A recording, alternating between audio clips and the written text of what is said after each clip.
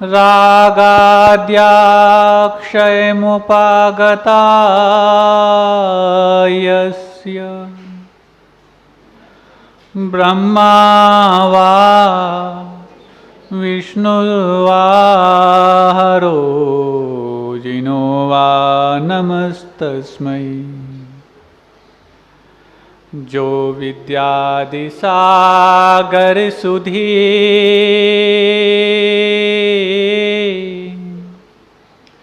जो विद्यादि सागर सुधी गुरु हैं हितैषी शुद्धात्म में निरत नित्य हितोपदेशी। वे पाप ग्रीष्म ऋतु में जल हैं सयाने पूजो उन्हें सतत केवल ज्ञान पाने पूजो उन्हें सतत केवल ज्ञान पाने। देवाधिदेव 1000 श्री ऋषभनाथ भगवान की परम पूज्य आचार्य परमेष्ठी गुरुदेव श्री विद्यासागर जी महामुनिराज की पूज्य आचार्य श्री समय सागर जी महाराज की नगर गौरव त्रय मुनिराजों की 3 कम 9 करोड़ मुनिराजों की परम पूज्य मुनि श्री सौम्य सागर जी महामुनिराज की समस्त मुनि संघ की। पिछले कुछ दिनों से हम उस स्वर्णिम भारत की खोज में चले हैं जो स्वर्णिम था तो आज भारत मात्र है। स्वर्णिम क्यों था और 47 के पहले गुलाम क्यों माना गया? 47 के बाद आज़ाद भारत में हम जो जी रहे हैं किन चीज़ों की आज़ादी के साथ जी रहे हैं? 2 दिनों में हमने कुछ बिंदुओं को विश्लेषित किया और इन बिंदुओं को स्पर्श करने के पश्चात ये पाया हम तो उस वक्त भी जी रहे थे जिस वक्त चाहे वो मुगल शासन हो, चाहे वो डच का प्रभाव हो। डच आप समझते हैं, हॉलैंड नीदरलैंड।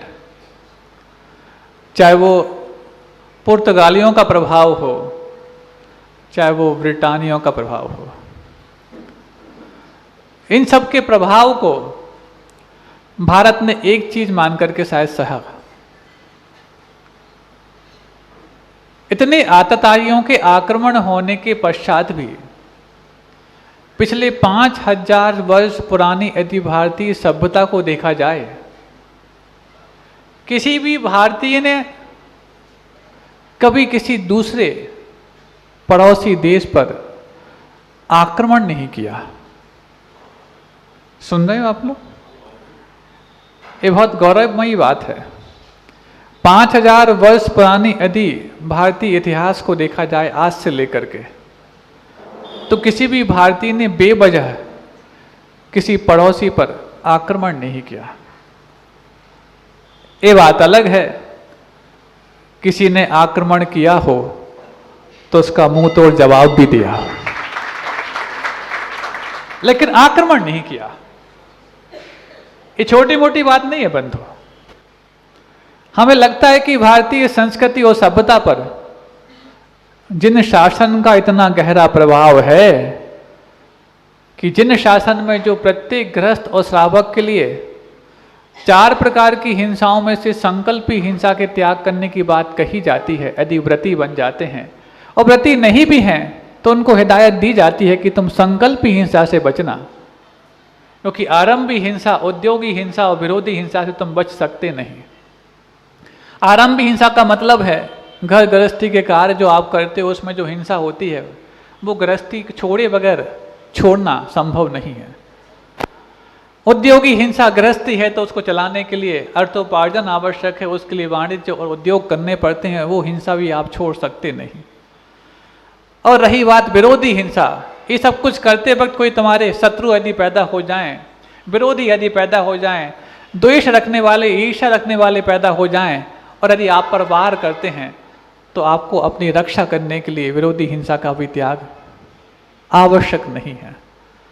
लेकिन ये अवश्य है कि इन तीन का अनावश्यक प्रयोग मत करना, लेकिन संकल्पी हिंसा का तो आवश्यक और अनावश्यक किसी रूप में प्रयोग मत करना। और शायद इसी जिन शासन के सूत्र का प्रभाव भारतीय सभ्यता पर पड़ा, क्योंकि 5000 वर्ष पूर्व पुराना इतिहास तो भारतीय इतिहासकारों ने शायद जाना नहीं है, वो तो ग्रंथों में और पुराणों में वर्णित है। लेकिन जिन खुदाई और अन्य अवशेषों के माध्यम से, शिलालेखों के माध्यम से जो इतिहास प्राप्त है, उसमें कहीं नहीं आया कि इन्होंने कभी बेवजह किसी पर आक्रमण किया हो। इसी संकल्पी हिंसा का त्याग भारतीय सभ्यता पर स्पष्ट दिखाई देखने को मिलता है। और ये संकल्पी हिंसा हमें नहीं करनी है। ये जिन शासन के सूत्र, जिन शासन के प्रयोगकर्ता गुरुओं के माध्यम से जो किसी, जिन शासक के अनुयायी भारतीय शासक पर पड़ा होगा, तो वही संविधान आज तक निभाते आए हैं सारे भारतीय शासक। अब बात ये आती है सामने, इतना गौरवमयी स्वर्णिम अतीत हमारा है, तो कहाँ नजर लग गई और कहाँ सेंध लग गई।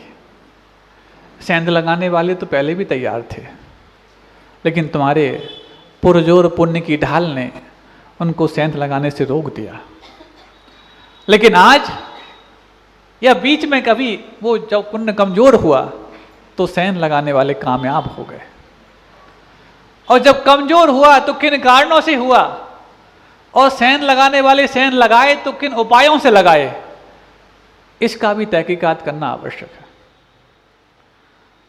कल ही हमने कुछ बिंदुओं को आपके सामने रखा था। सबसे पहले स्लिप डिस्क कराई, उस रीढ़ की 2 डिस्क को स्लिप करा के, जो भाषा और शिक्षा के रूप में थी। कानून के तहत आपको अपनी भाषा से वंचित करने का षड्यंत्र रचा गया, क्योंकि बाकी अन्य चीजों को तो शायद आप मानोगे नहीं, क्योंकि तुम्हारे अंदर संस्कारों की रीढ़ इतनी मजबूत है कि किसी को हिला पाना उसको इतना आसान नहीं है। लेकिन शायद कानून का उल्लंघन करना तुम्हारे लिए विरुद्ध राज्यातिक्रम माना जाता है। शायद इस बात से तुम कांप करके कानून का उल्लंघन नहीं करोगे, और कानून हम ऐसे बनाएंगे जो तुम्हारे संस्कारों का उल्लंघन करने वाले होंगे। इस बात को जब भांप लिया तो संस्कारों को उल्लंघन कराने वाले कानून जब तुम्हारे ऊपर थोपे गए, और तुम्हारे संस्कार में यह था कि तुम कानून का उल्लंघन नहीं करोगे, तो धीरे धीरे करके वो कानून तुम्हारे भीतर सेंध लगाते चले गए कि मातृभाषा में शिक्षा प्राप्त करना गैर कानूनी है। और दूसरा ये, गुरुकुलों में शिक्षा प्राप्त करना भी गैर कानूनी। उस वक्त जब भारत में 7,20,000 गुरुकुल हुआ करते थे बंधुओं, कितने? 7,20,000 गुरुकुल। लगभग इतने ही गांव भारत में होंगे उस वक्त। मतलब हर गांव में एक संपन्न गुरुकुल हुआ करता था। और एक इतने बड़े बड़े गुरुकुल जहां पर 2,000 से लेकर 20,000 तक की संख्या होती थी विद्यार्थियों की। इतने बड़े गुरुकुल को संचालित करने के लिए धन संपदा कहां से आती होगी? ये प्रश्न भी आपके मन में कौन रहा होगा कल से लेकर आज तक। तो आपको बता दें, कोई रसीद के कट्टे लेकर नहीं घूमते थे, चंदा चिट्ठे करने के लिए नहीं लोग घूमते थे। पहले जो अर्थोपार्जन करने वाले जितने भी गृहस्थ हैं, चाहे वो आजीविका कृषि के माध्यम से चलाते हों चाहे व्यापार के माध्यम से, उन सब का पहला धर्म होता था सबसे पहले गुरुकुल में जाकर के अपनी संपदा का एक निश्चित भाग जमा करके आएं, उसके बाद अपने घर को चलाएं और व्यापार को चलाएं। ये संकल्प उनका होता था। क्योंकि वो जानते थे गुरुकुल मात्र गुरुकुल नहीं है जहां पर हमारे बच्चे विद्यार्थी बन के पढ़ेंगे। ये गुरुकुल तो वो अपने आप में तीर्थ हैं जहां पर हमारे बच्चे एक होनहार नागरिक, होनहार प्रशासक, होनहार गुरु और इन्हीं के माध्यम से प्रभु तक की यात्रा करेंगे। तो सोचो, जब विद्यालयों के चलाने के लिए भी वो सबसे पहले अपने धन का एक भाग इन गुरुकुलों को समर्पित करते थे, इन सब उद्देश्यों की पूर्ति के लिए नागरिक है, गुरु है, प्रभु है। और जब साक्षात प्रभु जहां पर विराजमान होने वाले हैं, ऐसे अतिशयकारी तीर्थ क्षेत्र का निर्माण करने का जिम्मेवारी आप सबने अपने कंधों पर स्वीकार की है और आपके कंधों को मजबूत गुरुदेव ने माना है। तो सोचो, जब इनडायरेक्टली उस यात्रा को प्राप्त करने के लिए कराने के लिए भी लोग अपने आय का निश्चित भाग समर्पित करते थे, और जब यात्रा के उपांत सोपान में जो हम तीर्थ का निर्माण करने जा रहे हैं वहां पर समर्पित करने की बात आए और किसी को आह्वान करना पड़े, अरे आह्वान तो एक पर्याप्त था जो गुरुदेव की तुम्हारे भविष्य और तुम्हारे कंधों पर विश्वास के रूप में था। एक आह्वान पर्याप्त था। अब बार बार किसी को आह्वान करने की आवश्यकता है ही नहीं। और यदि आपको लगता है कि आपको अपनी योग्यता में कुछ संशय है, तो आप गुरुदेव की योग्यता में संशय तो नहीं कर सकते कि वो किसी की योग्यता देखे बगैर कोई आशीर्वाद नहीं देते। उनकी ये योग्यता 56 वर्ष तक दुनिया ने मानी है कि योग्य व्यक्ति को ही समय दिया है, योग्य व्यक्ति को ही आशीर्वाद दिया है, योग्य व्यक्ति को ही कुछ संकेत दिए हैं और योग्य व्यक्ति को ही कोई सानिध्य दिया है। अब ये चारों तुम्हें एक साथ सन 2018 में मिल गए हों, और फिर भी यदि कोई अपनी योग्यता पर संशय करे तो वो खुद की योग्यता में संशय नहीं कर रहा, वो गुरु जी की योग्यता में संशय कर रहा है। क्योंकि तुम्हें योग्य मानकर के गुरुदेव ने आशीर्वाद दिया है। तुम्हें यदि योग्यता आकलन करनी नहीं आती तो तुम्हें मात्र विश्वास करना चाहिए गुरुदेव की उस योग्यता को, जो योग्य व्यक्ति पर ही विश्वास करने का जज्बा रखते हैं। तो बस कैसे कैसे वो सेंध लगाई गई। सेंध लगाने के पीछे कानून को ही एकमात्र, सेंध लगाना जानते हो? जब किसी दीवार में या सुरंग में सेंध लगाई जाती है तो शुरुआत में कैसे, किस औजार के माध्यम से छेद किया जाता है? हाँ, छेनी के माध्यम से, सब्बल के माध्यम से। छेनी छोटा छेद करती है, सब्बल बड़ा करता है। तो कानून के माध्यम से वो सब्बल जो आपकी संबल को तोड़ने वाला था, सेंध लगाने के लिए उन्हें पर्याप्त समझा। और 7,20,000 गुरुकुल जब हुआ करते थे, वो इतनी व्यवस्थित व्यवस्था के माध्यम से जब उनका संचालन होता था और यहां से निकले विद्यार्थी जब होनहार और संस्कारवान दिखते थे तो वो कांपने लग जाते थे। सबसे पहले इस गुरुकुल प्रणाली को खत्म किया जाए और धीरे धीरे करते करते एक एक गुरुकुलों को धराशायी करने लगे। जिस वक्त भारत में 7,20,000 गुरुकुल थे, उस वक्त ब्रिटेन में मात्र बमुश्किल 200 स्कूल थे। सुन रहे हो? जो आपको गर्व होता है कि ब्रिटिशर्स ने आकर के हमारे यहाँ कॉन्वेंट खोल दिए, पब्लिक स्कूल खोल दिए, बड़े बड़े विद्यालय खोल दिए, अरे वो क्या खोलेंगे जिन्होंने अपनी किस्मत को यहाँ की गुरुकुल पद्धति के माध्यम से खोला हो, वो तुम्हारे घर में आके क्या विद्यालय खोलेंगे? 200 स्कूल मात्र उस वक्त। और स्कूल की साइज आप सुन लोगे तो हंसोगे। स्कूल की साइज 20x20 की, मतलब इस पूरे हॉल में 5-7 स्कूल खुल जाएं। और किन्हीं स्कूलों में तो ये दुर्दशा कि एक स्कूल में 200 बच्चे ठूस दिए जाते। अब 20x20 के स्कूल में 200 बच्चे ठूसे जाएंगे तो विद्यार्थी पढ़ेंगे कैसे, वो टीचर पढ़ाएगा कैसे? लेकिन क्योंकि उस वक्त ब्रिटेन में ये मान्यता थी कि आम जनता के लिए शिक्षा की कोई आवश्यकता नहीं है। हम तथ्य के आधार पर बता रहे हैं, यूं ही नहीं फेंक रहे हैं, क्योंकि साधु तो कभी फेंकता नहीं, लेकिन बिना तथ्य के कुछ बोलता भी नहीं। तथ्यों के आधार पर बता रहे हैं। और ये सारे के सारे वर्णन आपको धर्मपाल की उन पुस्तकों में ही मिल जाएंगे यदि आप पढ़ेंगे तो, जिनका जिक्र हमने पिछले दिनों में किया था। तो उस वक्त मान्यता ये थी कि राजघराने में रहने वाले अथवा राजघरानों की सेवा करने वाले सेवकों को ही शिक्षा की आवश्यकता है, आम जनता को शिक्षा की कोई आवश्यकता नहीं। तो जब आवश्यकता नहीं है तो स्कूलों की आवश्यकता भी नहीं। 200 स्कूल पर्याप्त हैं ब्रिटेन में, इतने बड़े ब्रिटेन में। और एक और मान्यता थी, स्त्रियों को तो शिक्षा दी ही नहीं जानी चाहिए। सुन रहे हो आप लोग?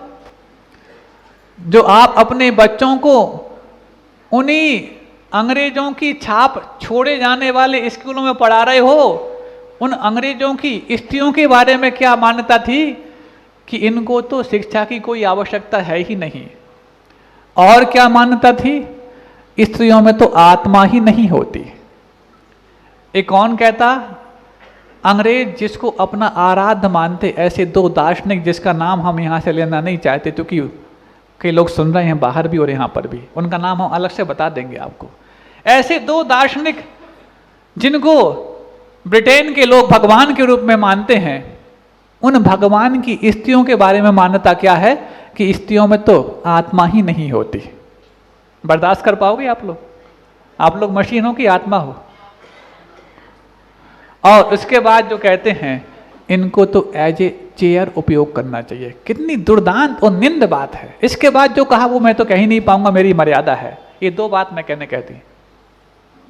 अब सुनो, जिनकी स्त्रियों के बारे में ऐसी मान्यता है, अब उन्होंने यदि स्त्री स्वातंत्र और स्त्री सशक्तिकरण का नारा दिया हो,